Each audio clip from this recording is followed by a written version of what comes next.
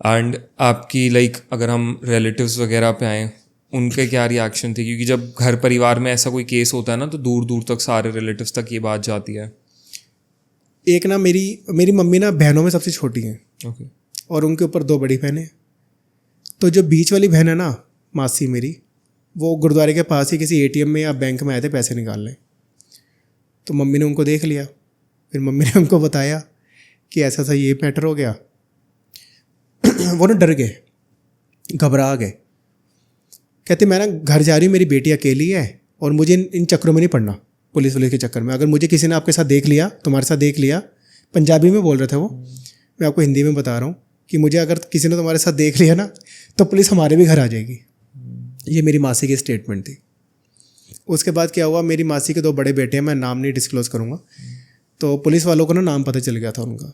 तो नाम पूछते पूछते पूछते पूछते लोगों से कि ये दोनों कहाँ रहते हैं, दोनों कहाँ रहते हैं, तो घर पहुँच गई पुलिस, सबसे बड़ी वाली मासी के घर। फिर ये जब सर्चिंग हो रही थी ना, तब की बात है ये। तो बड़ी वाली मासी ने क्या बोला कि सरबजीत नाम का कोई मेरा भतीजा नहीं है, भांजा नहीं है, और मेरी मम्मी का निकनेम है गुड्डी, और मैं किसी अरविंदर को या गुड्डी को नहीं जानती। डिनाई ही कर दिया। डिनाई कर दिया उन्होंने। बीच वाली मासी डर के गई ना, उन्होंने तो डिनाई कर दिया। और तब तक मुझे एसएचओ साहब का फ़ोन आ गया था घर आने के लिए। अगर मैं 10 मिनट भी वहीं पे अपनी नानी के घर रुकता, तो पुलिस मुझे घसीट के लेके जाती, क्योंकि वो ऑलमोस्ट पास में आ गए थे। मेरी मासी के घर वहीं से पास में ही है, वॉकिंग डिस्टेंस में ही है। तो ये वो टाइम होता है जहाँ पे आपको रियलाइज़ होता है कि यार, हम जिनको अभी तक अपना रिलेटिव मान रहे थे या बहुत अपने नियर एंड डियर मान रहे थे, डेफिनेटली मास कटते हैं लोगों के, वो वैसी चीज़ नहीं थी। बिल्कुल। फ्रेंड सर्कल में कैसा वो था, एक जो होता है ना इंसान का उठना बैठना, जिन लोगों के साथ होता है, जिनको अपना भाई कह रहा होता है? नहीं, 3-4 लोग हैं जो भाई के जैसे आज भी हैं, क्योंकि उस टाइम भी वो भाई के जैसे खड़े रहे। जो थोड़े दूर के दोस्त थे, जैसे कि मैं अरीना से पास आउट हूँ, रजौरी गार्डन से, जो वहाँ के कुछ फ्रेंड्स थे जिनसे काफ़ी टाइम से नहीं मिला, तो उन्होंने फ़ोन करके बोला, पाजी तुमने क्या कर दिया ये। अब ये चीज़ बोलना ना, ये होता है डायरेक्टली पॉइंट करना कि तुमने सोच लिया और तुम बस पॉइंट मार रहे हो, तुम पूछ नहीं रहे, तुम बता रहे हो। तो उन्होंने बताया। हाँ, क्योंकि उन्होंने पूछा नहीं कि क्या ये हुआ या नहीं हुआ या क्या सच्चाई थी, उन्होंने सीधा बोला कि ये क्या कर दिया। अब मेरे दोस्त पिंटी ने पुलिस वाले को बोला, मुझे पता है मेरा दोस्त ऐसा कर नहीं सकता। उसने बेधड़क होके बोला ना, अगर तुम मुझे इतना भी जानते हो तो तुम अपनी स्टेटमेंट दो, ऐसे इवन मेरे सामने तो दो। तुम मेरे सामने ही सीधा बता रहे हो कि क्या कर दिया, तुमने तो मान लिया। अगर तुमने मान लिया तो फिर वो बॉन्डिंग क्या और दोस्ती क्या।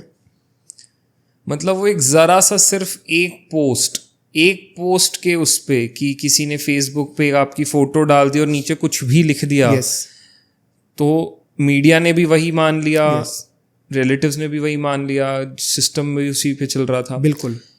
तो आगे आने वाले दिन कैसे थे? मतलब सरजीत, ये तो 2-3 दिन थे स्टार्टिंग के। 25th का जो डे था ना, उस टाइम जो सीएम थे हमारे, थे अब तो है नहीं, केजरीवाल जी, उन्होंने पोस्ट ट्वीट कर दिया, यही वाला। हाँ, ओके, कि इस लड़की ने ब्रेवरी का स्टेप उठाया है और हर लड़की को ऐसे स्टेप लेना चाहिए। इसको ब्रेवरी अवार्ड देने के लिए भी बोला। ओके। सीएम ने उस टाइम बस्सी साहब थे कमिश्नर जी, ठीक है, उनका पूरा फ्रंट नेम नहीं पता मुझे, बस्सी पता है। तो बस्सी सर कमिश्नर थे, उन्होंने 5000 का रिवॉर्ड दिया उसको ब्रेवरी के लिए। जो उस लड़की ने पोस्ट डाल दिया, पोस्ट डाली कि बोल्ड स्टेप लिया है। स्वाति मालीवाल जो लड़कियों के फेवर में ही रहती है, उसने मेरे लिए क्या कुछ नहीं बोला। सोनाक्षी सिन्हा का इवन ट्वीट तक आया था कि ऐसी लड़कियों को स्टेप लेना चाहिए और जो लड़के ऐसे करते हैं उनके अगेंस्ट में खड़ा होना चाहिए। अब इन चारों ने, स्वाति मालीवाल, केजरीवाल जी, बस्सी जी और सोनाक्षी सिन्हा, मेरी साइड तो नहीं सुनी ना मेरी सुनो पहले, उसके बाद तुम बढ़ावा दो। ये एक तरीके से पुश करना होता है, बढ़ावा देना होता है गलत को भी। जब तक तुम्हें, मैं कहता हूँ तुम्हारी नज़र में सही था वो, बट मेरी बात सुनने के बाद डिसाइड करना था कि सही है या गलत। आई गेस ये एक बहुत बड़ी प्रॉब्लम है कि लोग ना फैक्ट्स चेक नहीं करते। वही बात है। पोस्ट डाल देना किसी की सड़क चलते एक इंसान जा रहा है, तुम उसकी फोटो खींच के डाल दो कि इसने मेरे को छेड़ा है, या आप कल को सड़क चलते एक लड़की की फोटो खींच के डाल दो कि इस लड़की ने मेरे को छेड़ा है, या ऐसा कुछ हुआ है, और उस एक पोस्ट पे या उस पे आपने ये बैकग्राउंड चेक नहीं किया कि रियलिटी क्या थी, इसके पीछे की पूरी मतलब सामने वाले की साइड क्या है, ऐसा हुआ भी है या नहीं हुआ, सिर्फ आपने देखा वो लड़की ने एक पोस्ट डाला है कि मेरे साथ ये हुआ है, तो आपने उसको एक वो बना दिया कि वाओ, बस वाओ। अब आज के टाइम में देखो, मैं अपने केस से हट के बात करूंगा, कितने रेप केस आते हैं। हाँ, कि मल्टीपल लोगों ने एक लड़की का रेप कर दिया जी, या किसने ये कर दिया, बाद में क्या निकलता है, कहानी सब झूठ। एंड कहीं ना कहीं चलो मैं मानता हूँ कि ठीक है, जो जेन्युइन केसेस हैं, जो सही केसेस हैं, जहाँ पे सच में किसी के साथ गलत हो रहा है, कोई लड़का या लड़की है, वहाँ पे आवाज़ उठानी चाहिए। उनको इंसाफ ही नहीं मिलता ना, लोग उस पर भी डाउट करते हैं। हाँ, वो यही होता है, इन फॉल्स चीज़ों की वजह से लोगों का वहाँ भी डाउट जाता है। वही तो बात है। एंड कहीं ना कहीं चलो आवाज़ उठानी चाहिए, बिल्कुल उठानी चाहिए, बहुत ज़रूरी है लड़कियों का आगे आना अगर उनके साथ गलत हो रहा है।